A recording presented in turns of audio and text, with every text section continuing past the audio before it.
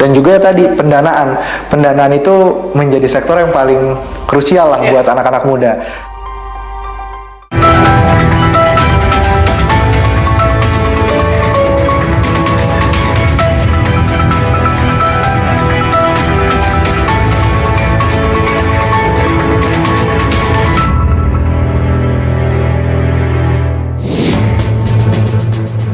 Gonjang-ganjing dunia politik di tahun 2025 mewarnai perjalanan demokrasi tanah air. Di tahun 2025, sejumlah atlet Indonesia mengukir kisah gemilang, antara lain sukses SEA Games Thailand dan lahirnya bintang baru tenis Indonesia, Chennis Chan. Zaki Berian, pemuda Indonesia dan satu-satunya dari ASEAN, ditunjuk jadi salah satu dari 14 penasihat Sekjen PBB untuk perubahan iklim. Apa yang ia bawa ke panggung dunia? Generasi muda paling rentan terdampak krisis iklim, tak mau pasrah pada keadaan sejumlah anak muda berdaya dan berupaya selamatkan lingkungan yang berkelanjutan. Halo saudara, selamat datang di 60 menit Special Report edisi kali ini. Bersama saya, Ihsan Sitorus, kita simak sorotan pertama. Gonjang-ganjing dunia politik tahun 2025 mewarnai perjalanan demokrasi di tanah air. Mulai dari kasus tudingan ijazah palsu Presiden ke-7 Joko Widodo hingga kisah kelam demo berhari-hari pada Agustus hingga September 2025 yang memakan belasan korban jiwa. Akhirnya, sama seperti klaster 1 tadi, dipertunjukkan sebuah barang yang diklaim itu adalah ijazah asli, katanya ijazah analog dari seorang yang namanya Joko Widodo. Urusan memaafkan itu urusan pribadi. Urusan hukum ya urusan hukum. Kita hormati proses hukum yang ada. Tahun berganti, bak benang kusut yang sulit terurai, polemik kasus tudingan ijazah palsu Jokowi terus bergulir. Meski membuka pintu maaf untuk para tersangka penuding ijazah palsu, Jokowi menegaskan proses hukum berlanjut dan siap tunjukkan ijazah asli miliknya di pengadilan. Dan Bapak juga pernah berjanji kalau sampai ke pengadilan, ijazahnya Bapak akan tunjukkan di sana, di pengadilan. Yaitu forum yang paling baik untuk menunjukkan ijazah asli saya. Dari SD, SMP, SMA, universitas semuanya akan saya bawa. Sebelumnya, pada Mei 2025, Jokowi telah melaporkan Roy Suryo CS ke Polda Metro Jaya terkait pencemaran nama baik. Tak lama usai gelar perkara khusus, polisi menetapkan 8 orang tersangka atas kasus pencemaran nama baik, fitnah, dan manipulasi data. Para tersangka terbagi dalam 2 klaster berdasarkan peran dan jenis pelanggaran. Klaster pertama, Egy Sujana, Kurniatri Rohyani, Muhammad Rizal Fadilah, Rustam Effendi, dan Damai Hari Lubis. 5 tersangka tersebut dikenakan pasal 310 dan atau pasal 160 KUHP tentang pencemaran nama baik dan penghasutan hingga Undang-Undang Informasi dan Transaksi Elektronik. Sementara, klaster 2 menyeret 3 tersangka, yaitu Roy Suryo, Rizmon Sianipar, dan Tifa Tifauziah. Ketiganya dikenakan pasal termasuk 32 ayat 1 tentang perbuatan mengubah, merusak, atau menghilangkan informasi elektronik atau dokumen elektronik milik orang lain.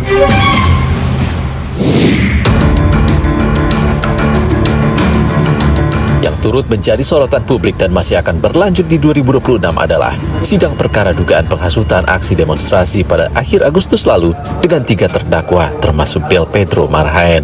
Pada sidang 29 Desember lalu, situasi riuh terdengar usai jaksa penuntut umum membacakan replik atau tanggapan atas nota keberatan terdakwa. Jaksa menyatakan eksepsi yang diajukan Del Pedro dan rekan-rekannya telah masuk ke ranah pokok perkara material. Drama sidang Del Pedro CS pun berlanjut. Majelis hakim dianggap meninggalkan persidangan saat Del Pedro meminta waktu untuk memberikan tanggapan jawaban JPU. Namun demikian dalam persidangan kemarin hakim sudah menjelaskan hal tersebut.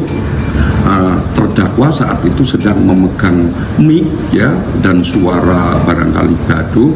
Disitulah barangkali terjadi miskomunikasi dan majelis pada akhirnya menyatakan persidangan ditutup untuk menjadwalkan putusan selah pada persidangan berikutnya. Sementara, sidang kasus dugaan penghasutan demonstrasi yang menimpa Laras Faisati turut memicu amarah publik. Laras dituntut oleh jaksa penuntut umum dengan hukuman 1 tahun penjara.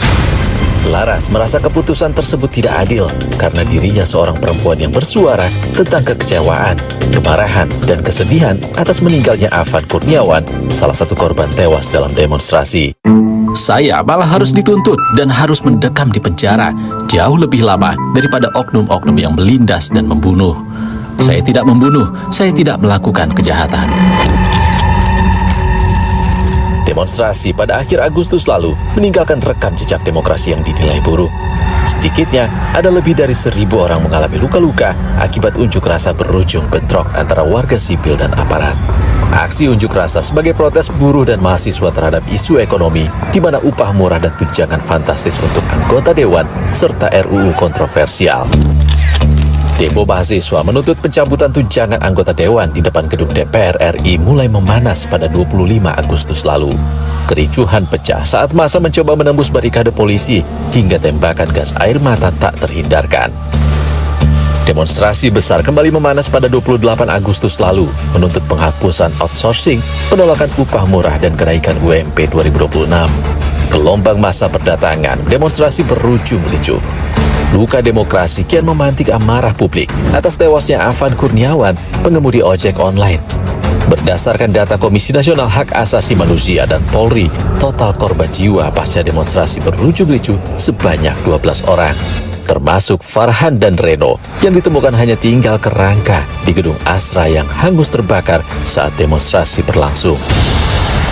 Untuk peristiwa kendaraan taktis Brimob yang mengakibatkan Afan Kurniawan meninggal dunia, Bribka Rohmat, pengemudi rantis Brimob, dan Kompol Kosmas Kajugai dipecat. Sungguh-sungguh demi Tuhan, bukan ada niat untuk membuat orang celaka. Dan kesempatan ini pula saya juga mohon maaf kepada pimpinan Polri ataupun rekan-rekan Polri yang sedang bertugas menjaga keamanan ketitiban umum. 5 polisi yang menjadi penumpang di mobil rantis, yaitu Brigadir 1 Danang Setiawan, Ajun Inspektur 2 M. Rohyani, Brigadir 2 Mardin, Bayangkara Kepala Jana Edi, dan Baraka Yohanes David diminta menyampaikan permintaan maaf secara lisan di hadapan sidang etik dan tertulis kepada Kapolri. DPR akhirnya menghentikan sejumlah kenaikan tunjangan anggota dewan dan memberi sanksi anggota yang dinilai melontarkan ucapan tak pantas dan membuat suasana makin memanas. Mereka adalah Nafa Urbah dan Ahmad Sahroni dari fraksi Nasdem, serta Eko Hendro Purnomo alias Eko Patrio dari fraksi PAN dinyatakan bersalah melanggar kode etik. Ketiganya dijatuhi sanksi dinonaktifkan sebagai anggota DPR selama 3 hingga 6 bulan dan tidak digaji. Nafa Urbah kembali aktif pada Februari 2026 mendatang.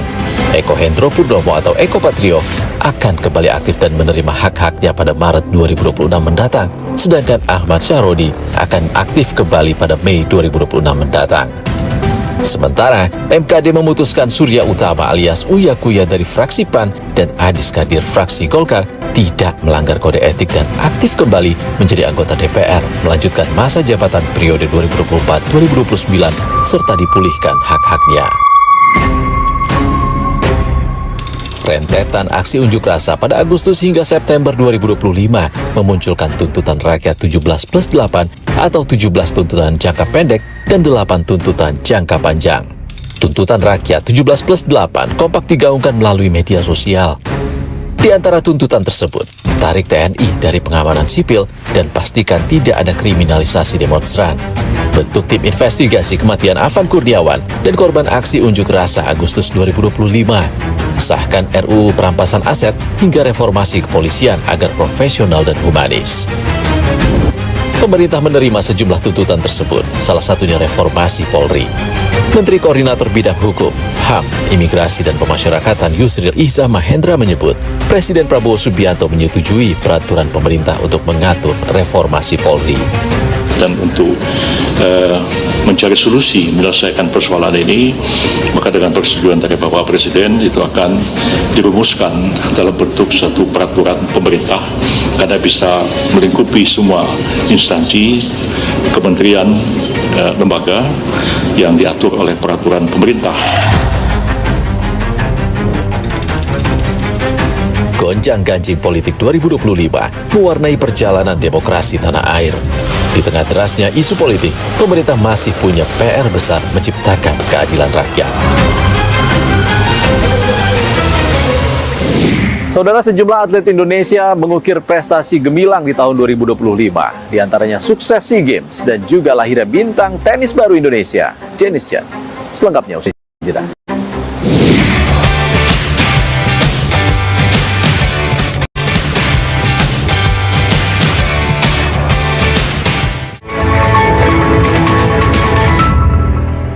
Tahun berganti, kasus tudingan ijazah palsu Presiden ke-7 RI Jokowi diprediksi masih akan warnai dunia politik tanah air.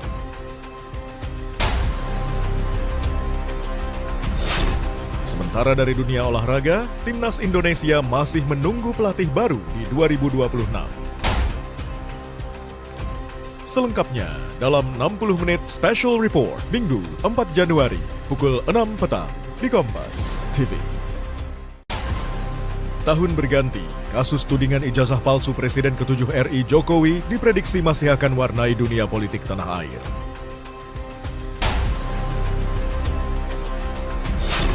Sementara dari dunia olahraga, Timnas Indonesia masih menunggu pelatih baru di 2026. Selengkapnya dalam 60 menit Special Report Minggu 4 Januari pukul 6 petang di Kompas TV. Tahun berganti, kasus tudingan ijazah palsu Presiden ke-7 RI Jokowi diprediksi masih akan warnai dunia politik tanah air.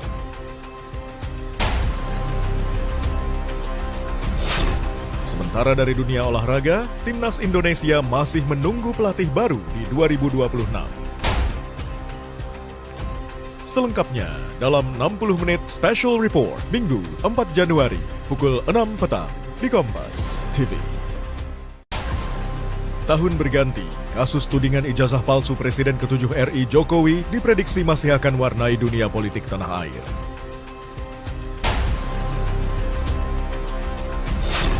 Sementara dari dunia olahraga, Timnas Indonesia masih menunggu pelatih baru di 2026.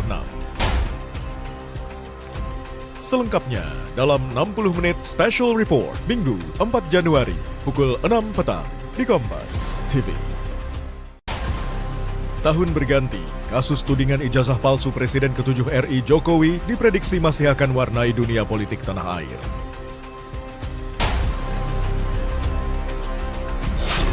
Sementara dari dunia olahraga, Timnas Indonesia masih menunggu pelatih baru di 2026. Selengkapnya dalam 60 menit Special Report Minggu 4 Januari pukul 6 petang di Kompas TV. Tahun berganti, kasus tudingan ijazah palsu Presiden ke-7 RI Jokowi diprediksi masih akan warnai dunia politik tanah air.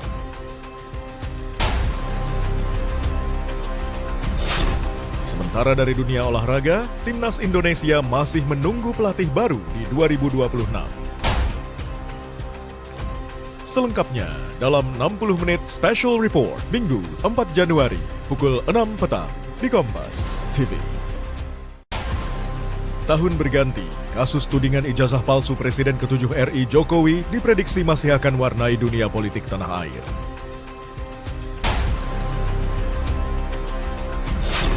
Sementara dari dunia olahraga, Timnas Indonesia masih menunggu pelatih baru di 2026.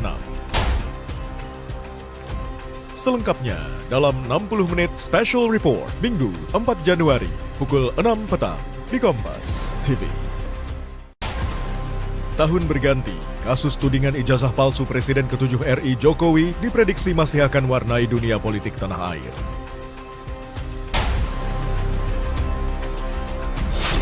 Sementara dari dunia olahraga, Timnas Indonesia masih menunggu pelatih baru di 2026. Selengkapnya dalam 60 menit Special Report Minggu 4 Januari pukul 6 petang di Kompas TV. Tahun berganti, kasus tudingan ijazah palsu Presiden ke-7 RI Jokowi diprediksi masih akan warnai dunia politik tanah air.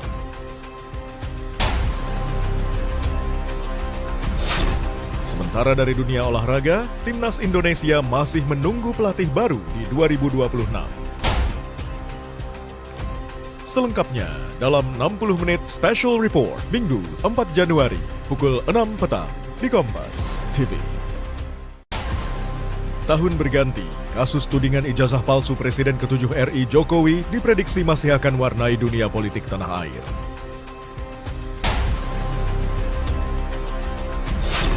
Sementara dari dunia olahraga, Timnas Indonesia masih menunggu pelatih baru di 2026.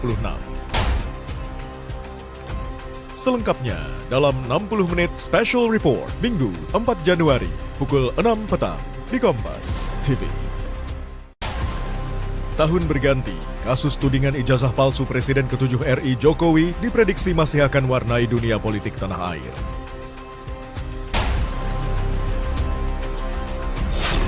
Sementara dari dunia olahraga, Timnas Indonesia masih menunggu pelatih baru di 2026.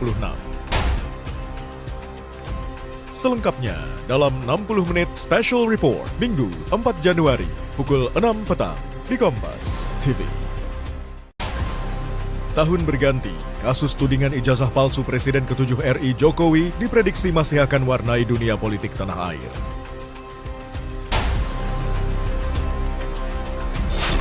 Sementara dari dunia olahraga, Timnas Indonesia masih menunggu pelatih baru di 2026.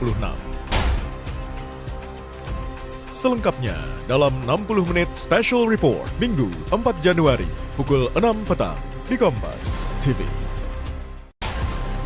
Tahun berganti, kasus tudingan ijazah palsu Presiden ke-7 RI Jokowi diprediksi masih akan warnai dunia politik tanah air.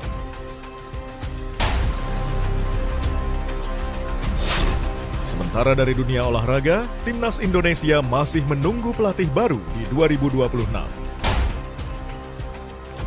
Selengkapnya dalam 60 menit Special Report Minggu 4 Januari pukul 6 petang di Kompas TV. Tahun berganti, kasus tudingan ijazah palsu Presiden ke-7 RI Jokowi diprediksi masih akan warnai dunia politik tanah air.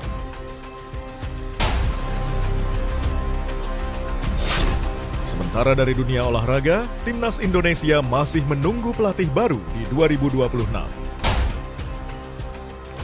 Selengkapnya dalam 60 menit Special Report Minggu 4 Januari pukul 6 petang di Kompas TV.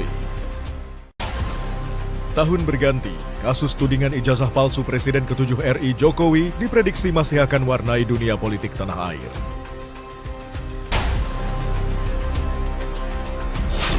Sementara dari dunia olahraga, Timnas Indonesia masih menunggu pelatih baru di 2026. Selengkapnya dalam 60 menit Special Report Minggu 4 Januari pukul 6 petang di Kompas TV.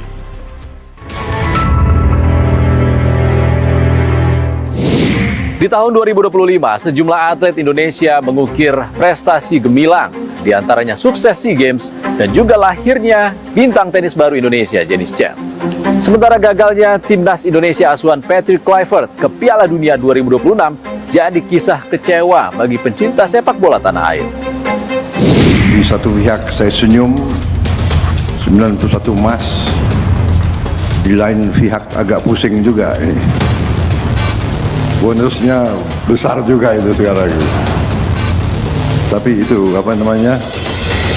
Sabdo Panditoratu, ucapan seorang pemimpin harus dipegang. SEA Games Thailand di penghujung 2025 jadi catatan manis dunia olahraga Indonesia. Kontingen Indonesia berhasil melampaui perolehan medali yang ditargetkan pemerintah. Indonesia berhasil mengoleksi 333 medali, terdiri dari 91 emas, 111 perak, dan 131 perunggu. Kontingen Indonesia berhasil keluar sebagai runner-up untuk pertama kalinya dalam kurun waktu 3 dekade atau 30 tahun sejak SEA Games 1995 di Chiang Mai.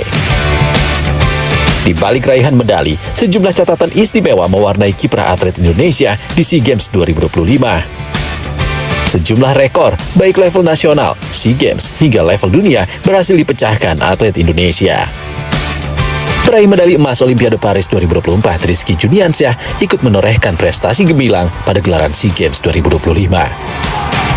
Lifter yang akrab disapa Kiki ini berhasil mengangkat beban 205 kg pada angkatan clean and jerk sekaligus memecahkan rekor dunia yang sebelumnya ia catat pada kejuaraan dunia 2025 di Norwegia dengan total angkatan 204 kg.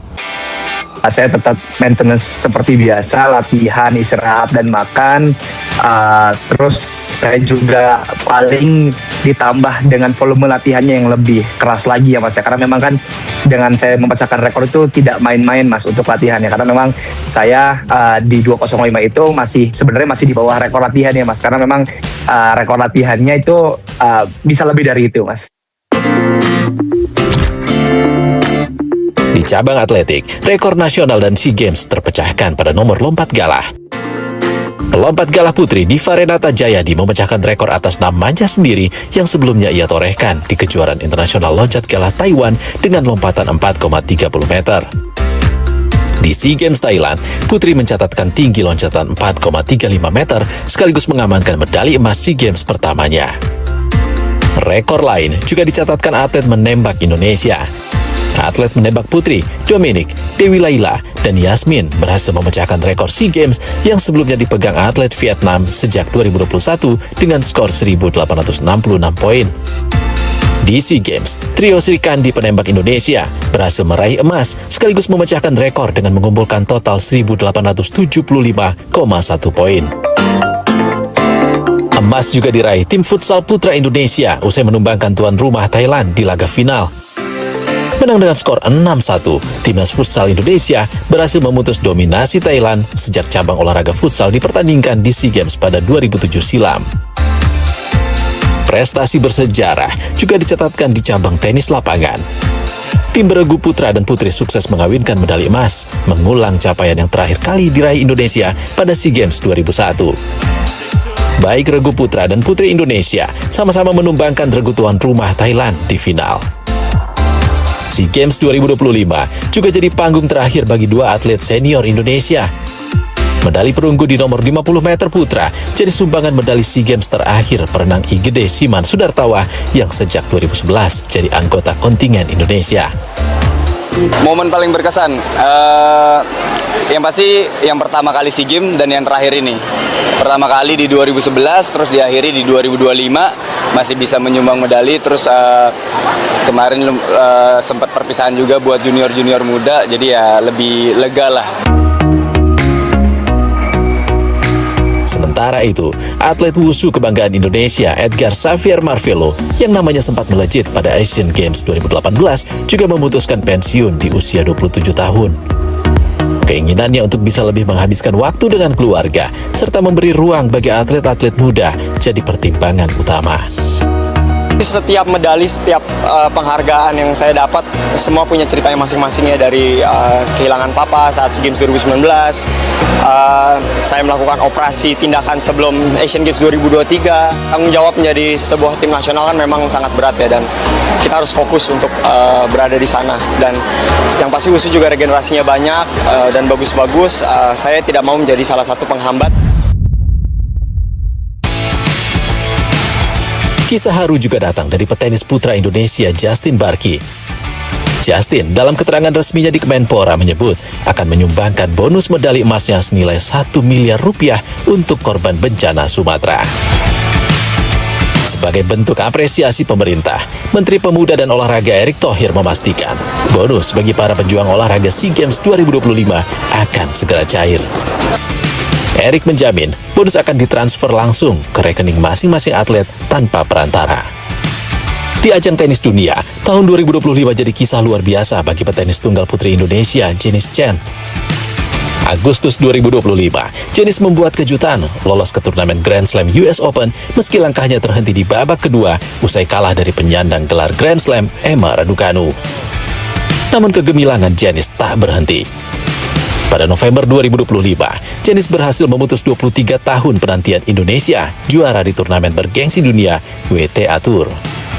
Janice berhasil menundukkan petenis Australia Kimberly Birrell dan menjuarai WTA 250 Chennai Open 2025. Ranking Janice Chen pun melesat.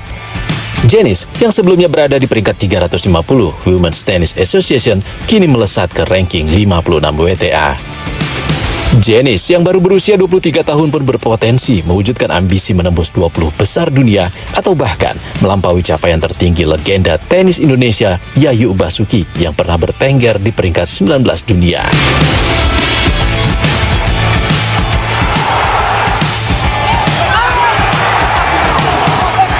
Namun kesuksesan justru tak dialami tim nasional sepak bola Indonesia.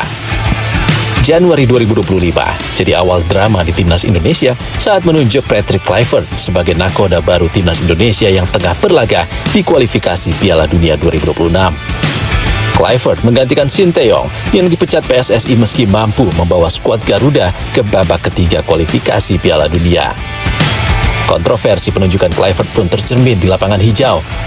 Pada debutnya, timnas Indonesia di bawah asuhan Kluivert menelan kekalahan pahit 1-5 dari Australia dan terpaksa berjuang di babak keempat kualifikasi Piala Dunia. Di kualifikasi babak keempat, Indonesia gagal meraih hasil maksimal dan harus kalah 2-3 melawan Arab Saudi dan 0-1 kalah jumpa Irak. Timnas Garuda batal tampil di ajang Piala Dunia 2026. Patrick Kluivert bersama rombongan tim kepelatihannya pun angkat kaki dari Indonesia di bulan Oktober 2025. Hasil buruk juga diraih timnas sepak bola Indonesia kelompok umur U22 yang berlaga di SEA Games Thailand 2025. Garuda Muda gagal meraih medali perak yang ditargetkan. Pada fase grup, skuad asuhan Indra Syafri meraih kemenangan 3-1 atas Myanmar dan menelan kekalahan 0-1 atas Filipina dan gagal melaju ke babak knockout. Kegagalan mempertahankan medali emas membuat PSSI memutus kontrak kerjasama dengan Indra Syafri. Manajer timnas Indonesia Sumarji pun ikut mundur. Saya akan menyerahkan tugas dan tanggung jawab saya sebagai manajer timnas, baik itu manajer timnas senior dan juga kelompok umur, termasuk di situ di dalamnya ada manajer timnas SEA Games. Saya akan menyerahkan tugas tanggung jawab yang saya emban selama ini kepada Ketua Umum agar supaya berkaitan dengan manajer timnas ke depan dicarikan sosok yang paling tepat, paling ikhlas dan paling tanggung jawab. Kabar bursa pelatih timnas sepak bola Indonesia pun mewarnai penghujung 2025. Sabtu 3 Januari 2026, PSSI pun akhirnya resmi menunjuk pelatih asal Inggris John Herdman sebagai arsitek baru timnas Garuda menggantikan Patrick Kluivert. Sepanjang karir kepelatihannya, Herdman berhasil membawa Kanada berlaga di Piala Dunia 2022 Qatar setelah 36 tahun tak ikut serta. Pengamat sepak bola Firzi Idris pun menilai John Herdman punya rekam jejak mentereng sebagai pelatih.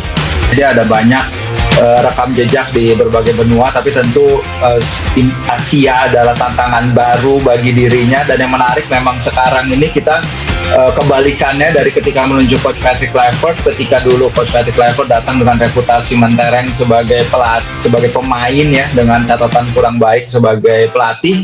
Sekarang kita doing the opposite, di mana Herdman catatannya sebagai pemain hampir tidak ada, tapi sebagai pelatih dia punya rekam jejak fantastis bersama Kanada, timnas Kanada dan juga New Zealand ya, baik putra dan putri. Kesuksesan di perhelatan olahraga tak sekadar pundi-pundi medali dan bonus materi, tapi bisa jadi cerminan kualitas pengelolaan dan pengenjotan kualitas sumber daya manusia, khususnya pemuda Indonesia. Sejumlah pekerjaan rumah menanti agar atlet Indonesia terus berprestasi. Saudara Zagi Berian, pemuda Indonesia dan satu-satunya dari ASEAN yang jadi penasihat muda Sekjen PBB untuk perubahan iklim. Apa yang ia bawa ke panggung dunia? Selengkapnya usai jeda. Dan juga ya tadi pendanaan itu menjadi sektor yang paling krusial lah buat anak-anak muda.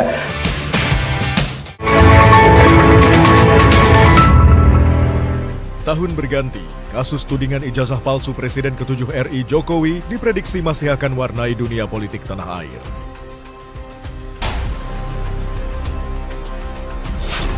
Sementara dari dunia olahraga, timnas Indonesia masih menunggu pelatih baru di 2026. Selengkapnya dalam 60 menit Special Report Minggu 4 Januari pukul 6 petang di Kompas TV.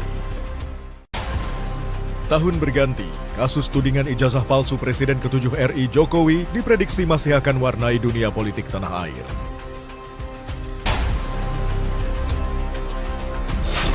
Sementara dari dunia olahraga, Timnas Indonesia masih menunggu pelatih baru di 2026. Selengkapnya dalam 60 menit Special Report Minggu 4 Januari pukul 6 petang di Kompas TV. Tahun berganti, kasus tudingan ijazah palsu Presiden ke-7 RI Jokowi diprediksi masih akan warnai dunia politik tanah air.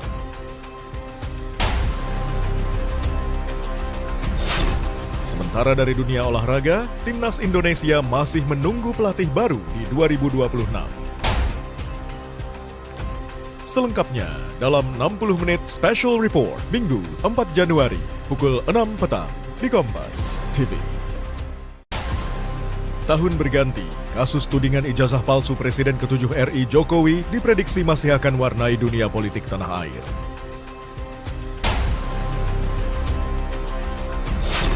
Sementara dari dunia olahraga, Timnas Indonesia masih menunggu pelatih baru di 2026. Selengkapnya dalam 60 menit Special Report Minggu 4 Januari pukul 6 petang di Kompas TV. Tahun berganti, kasus tudingan ijazah palsu Presiden ke-7 RI Jokowi diprediksi masih akan warnai dunia politik tanah air.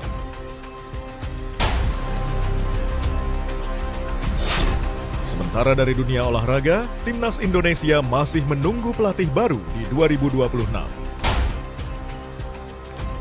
Selengkapnya dalam 60 menit Special Report Minggu 4 Januari pukul 6 petang di Kompas TV.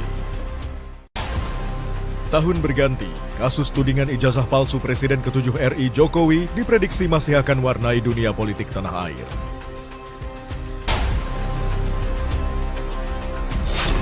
Sementara dari dunia olahraga, Timnas Indonesia masih menunggu pelatih baru di 2026. Selengkapnya dalam 60 menit Special Report Minggu 4 Januari pukul 6 petang di Kompas TV.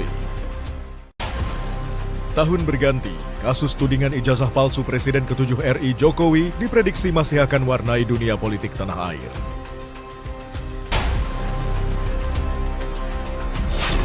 Sementara dari dunia olahraga, Timnas Indonesia masih menunggu pelatih baru di 2026.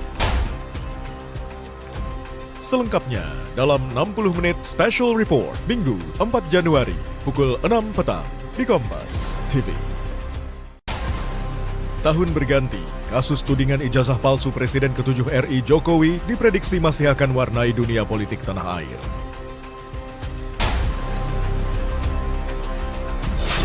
Sementara dari dunia olahraga, Timnas Indonesia masih menunggu pelatih baru di 2026. Selengkapnya dalam 60 menit Special Report Minggu 4 Januari pukul 6 petang di Kompas TV. Tahun berganti, kasus tudingan ijazah palsu Presiden ke-7 RI Jokowi diprediksi masih akan warnai dunia politik tanah air.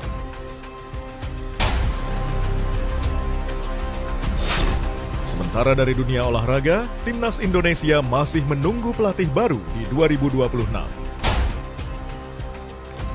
Selengkapnya dalam 60 menit Special Report Minggu 4 Januari pukul 6 petang di Kompas TV. Tahun berganti, kasus tudingan ijazah palsu Presiden ke-7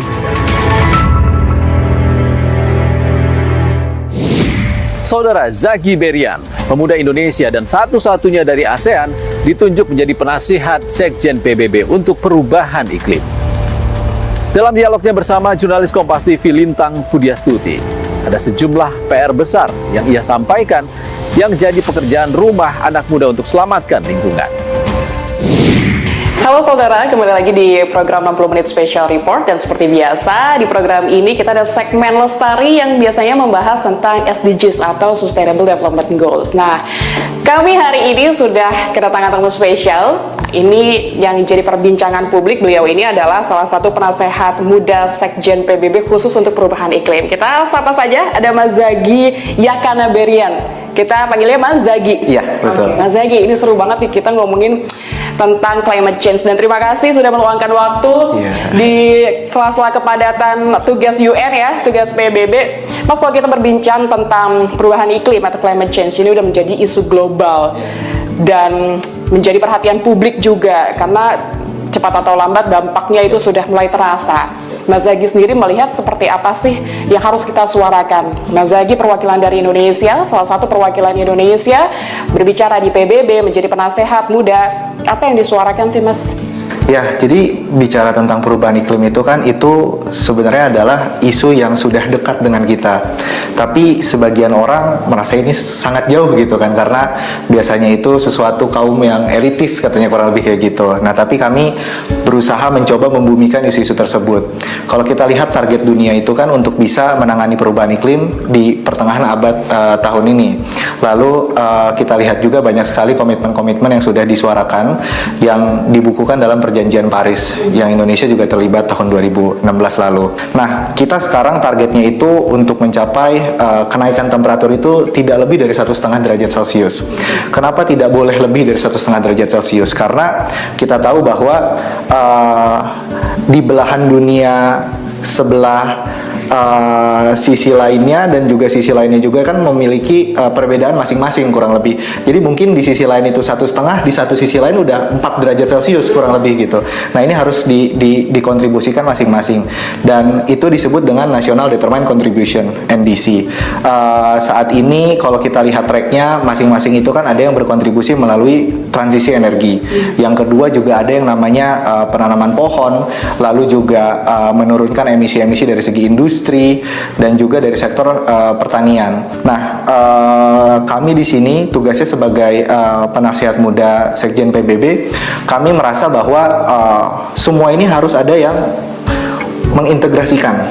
Kadang perubahan iklim ini kan berjalan, biasanya itu tidak berkoordinasi satu sama lain. Nah, di sini peran anak muda melalui Pak Sekjen PBB itu untuk bisa mengkoordinasikan dan juga mendengarkan apa sih yang sudah ada dikerjakan, lalu juga yang bagus untuk bisa tetap on track dan juga bisa menjadi lesson learned di kemudian hari, Mbak. Kalau Mas Zagi sendiri, dari kacamata Mas Zagi, sejauh apa kontribusi dan komitmen kita di Indonesia, mungkin juga pemerintah Indonesia, menganggap penting isu ini sebenarnya?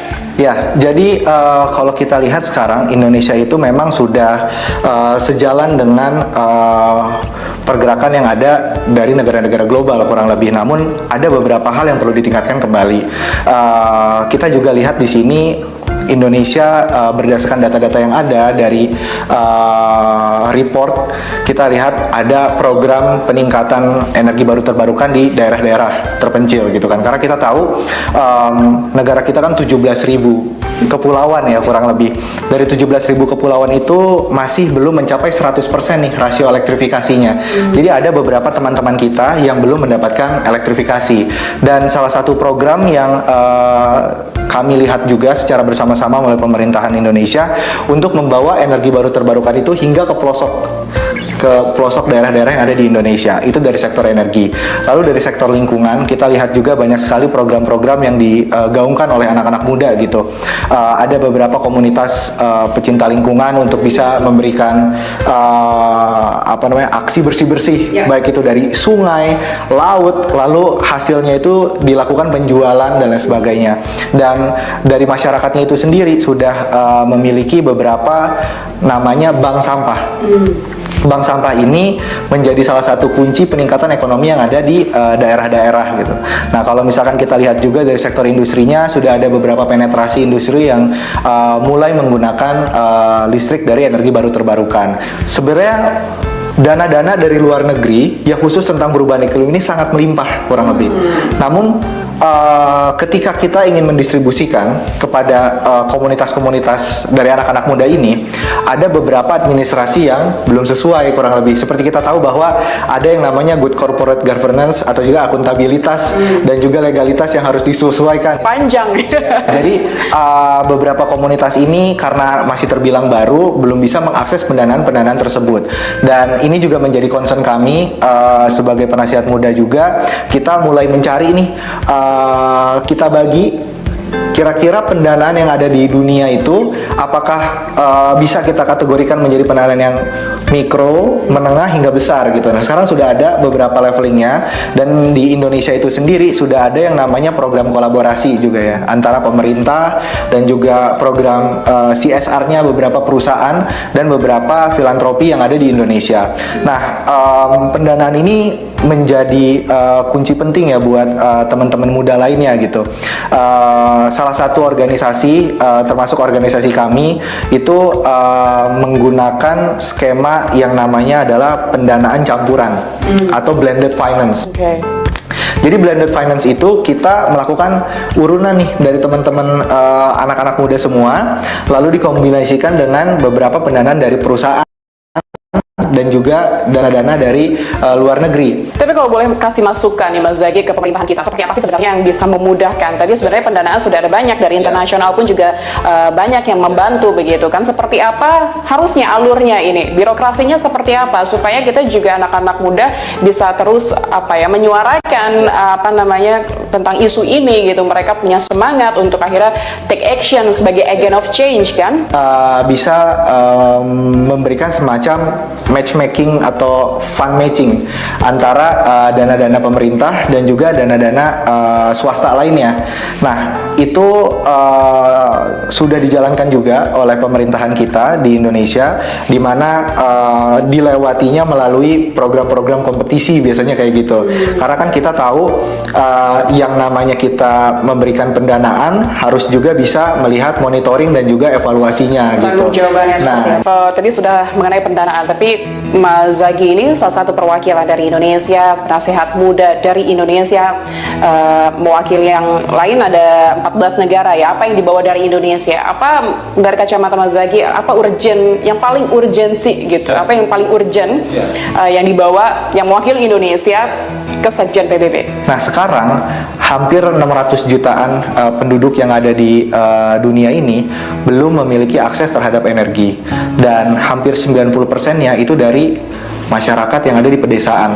Nah, urgensi dari Indonesia itu sendiri yaitu kami membawa beberapa lesson learned nih, atau hasil-hasil anak muda yang ada di daerah pulau-pulau terpencil yang sudah menggunakan energi baru terbarukan. Bahwa background saya terpilih itu karena pernah memiliki lebih dari 100 lokasi yang telah kami pasang energi baru terbarukan, baik itu dari energi surya, ada dari mikrohidro, lalu juga dari biogas.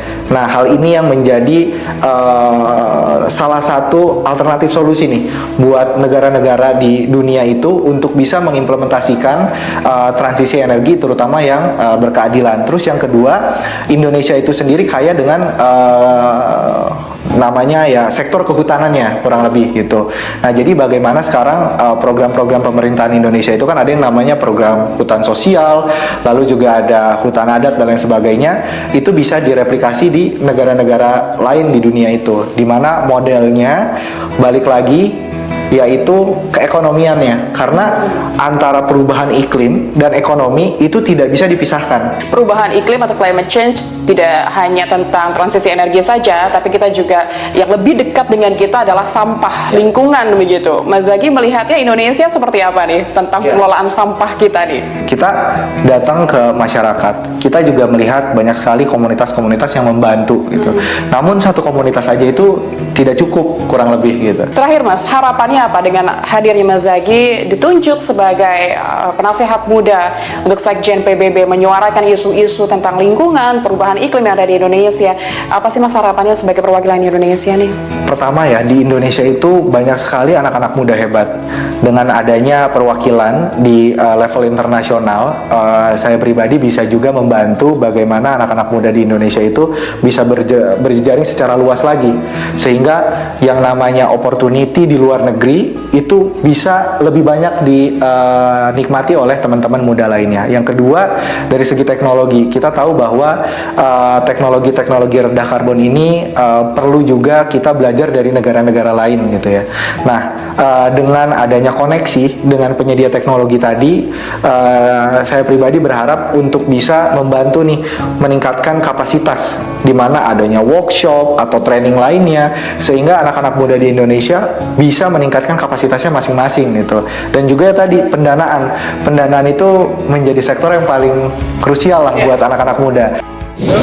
Saudara, generasi muda yang paling rentan terdampak krisis iklim berupaya untuk mengerem pemanasan global agar tidak jadi warisan di masa depan.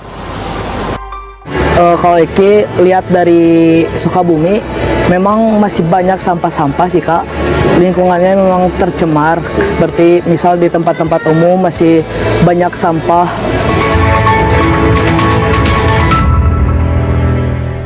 Tahun berganti, kasus tudingan ijazah palsu Presiden ke-7 RI Jokowi diprediksi masih akan warnai dunia politik tanah air.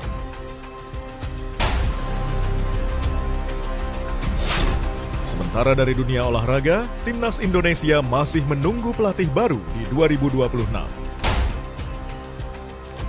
Selengkapnya dalam 60 menit Special Report Minggu 4 Januari pukul 6 petang di Kompas TV. Tahun berganti, kasus tudingan ijazah palsu Presiden ke-7 RI Jokowi diprediksi masih akan warnai dunia politik tanah air.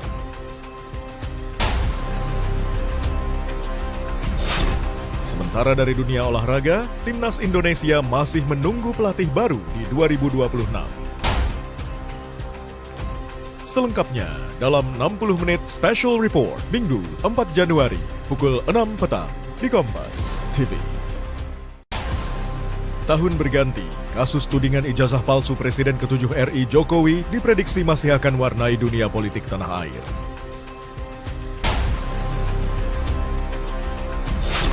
Sementara dari dunia olahraga, Timnas Indonesia masih menunggu pelatih baru di 2026.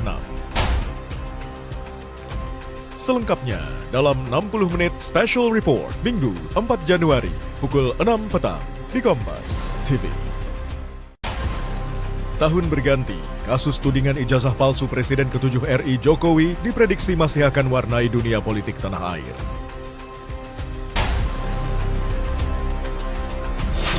Sementara dari dunia olahraga, Timnas Indonesia masih menunggu pelatih baru di 2026.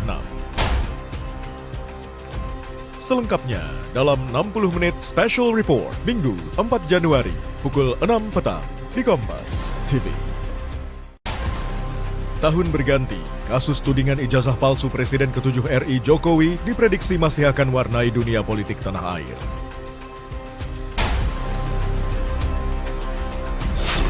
Sementara dari dunia olahraga, Timnas Indonesia masih menunggu pelatih baru di 2026. Selengkapnya dalam 60 menit Special Report Minggu 4 Januari pukul 6 petang di Kompas TV. Tahun berganti, kasus tudingan ijazah palsu Presiden ke-7 RI Jokowi diprediksi masih akan warnai dunia politik tanah air.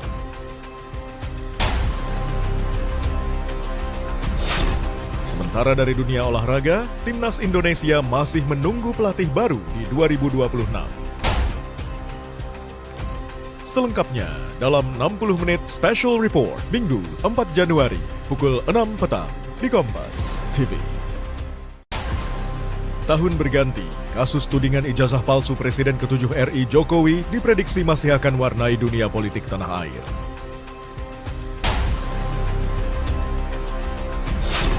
Sementara dari dunia olahraga, Timnas Indonesia masih menunggu pelatih baru di 2026. Selengkapnya dalam 60 menit Special Report Minggu 4 Januari pukul 6 petang di Kompas TV.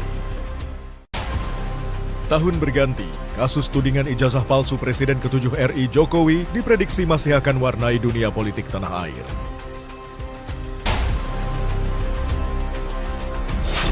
Sementara dari dunia olahraga, Timnas Indonesia masih menunggu pelatih baru di 2026.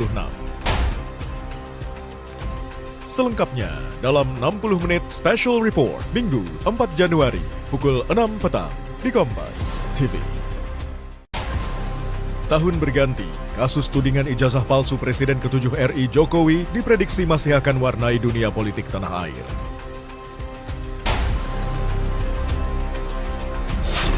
Sementara dari dunia olahraga, Timnas Indonesia masih menunggu pelatih baru di 2026.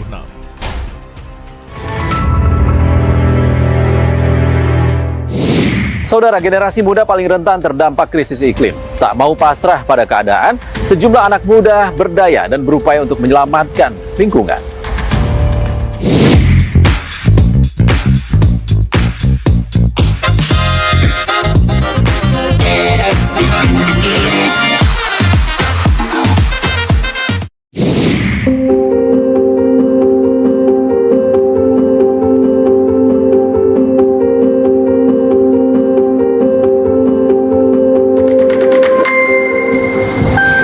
Iklim atau climate change adalah konsekuensi yang tak terhindarkan dari rangkaian panjang aktivitas manusia di bumi.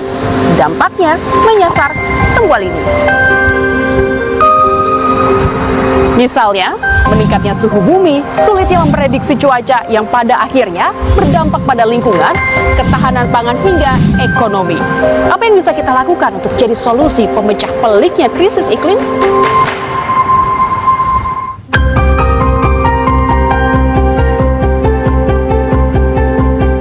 Krisis iklim di depan mata, sayangnya hingga kini belum ada solusi nyata. Sementara kekhawatiran terus bertambah, terutama bagi generasi muda yang akan menanggung beban berat di masa mendatang. Tak mau pasrah, generasi muda kini makin berdaya, berusaha menemukan cara untuk mengerem pemanasan global.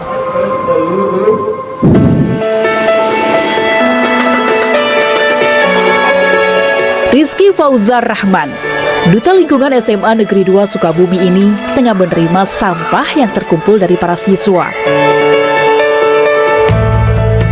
Sepulang sekolah, Rizky yang duduk di kelas 11 bersama 12 siswa bertugas memilah sampah sekolah dan menyetor ke pengepul atau bank sampah.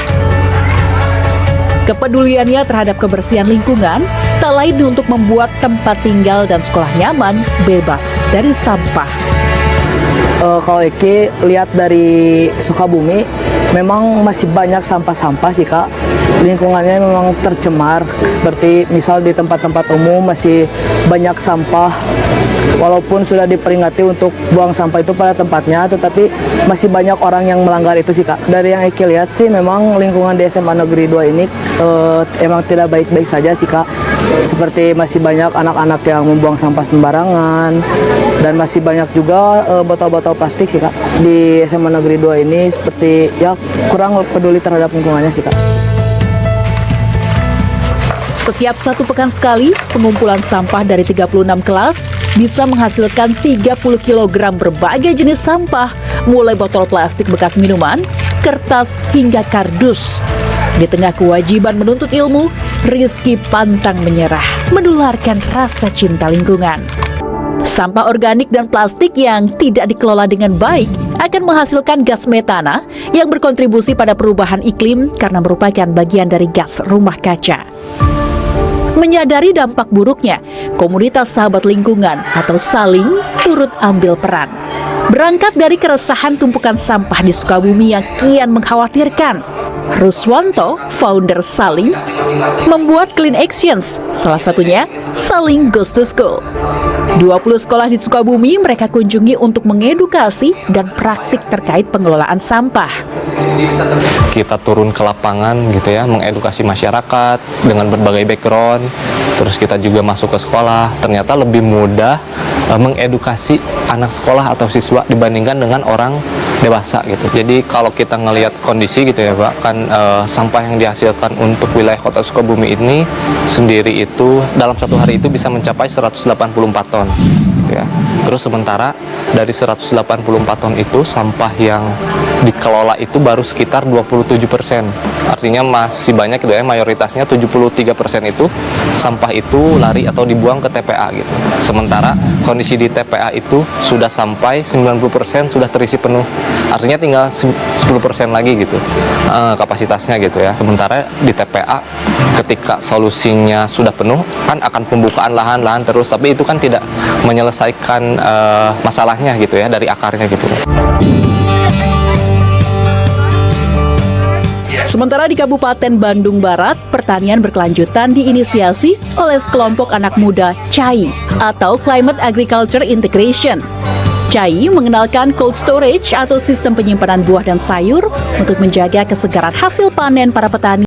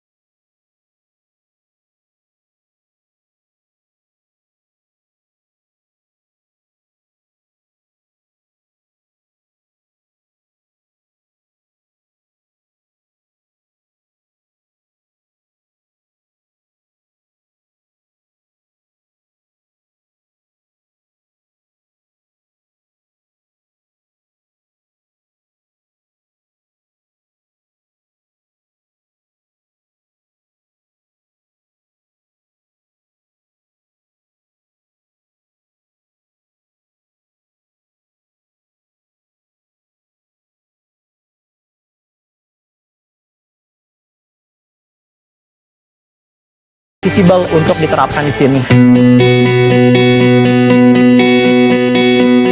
Dalam perancangan dan perakitan teknologi panel surya pada cold storage, CAI turut menggandeng Politeknik Negeri Bandung.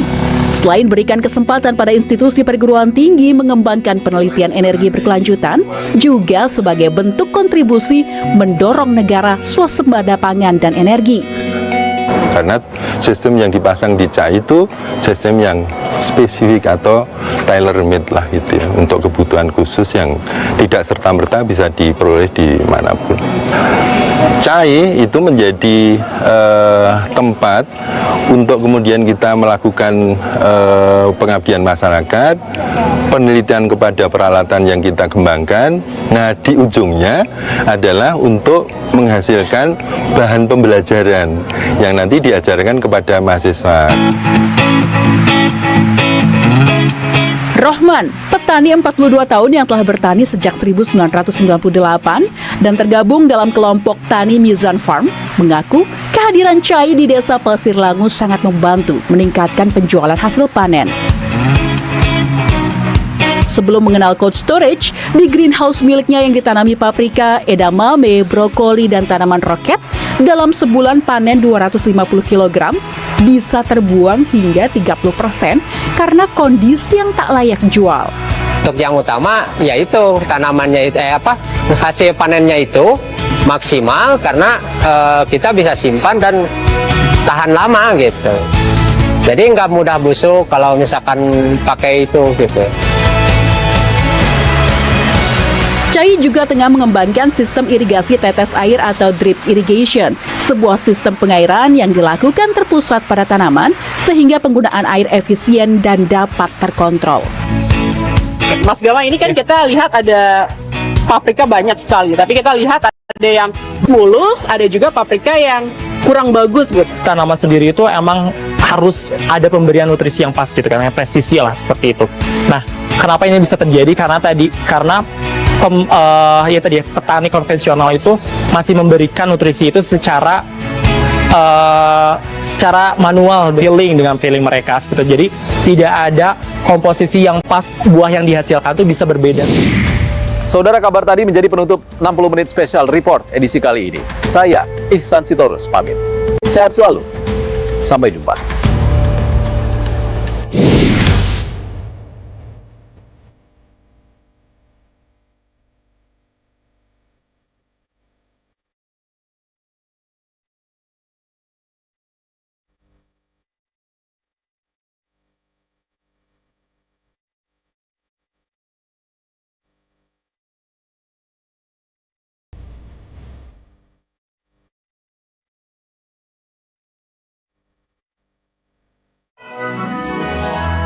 Ketahui lebih awal dan komprehensif informasi puncak kepadatan di berbagai titik lalu lintas terkait liburan Natal dan Tahun Baru. Jelang libur Tahun Baru 2020. Kondisi lalu lintas dari arah keluar tol Ciawi dan menuju arah puncak ini sangat dipadati Ikuti oleh kendaraan. Breaking News, puncak arus liburan Natal dan Tahun Baru. Ikuti pada jam-jam berikut. Live di Kompas TV. Sesaat lagi, Anda akan menyaksikan Sapa Indonesia Malam, didukung oleh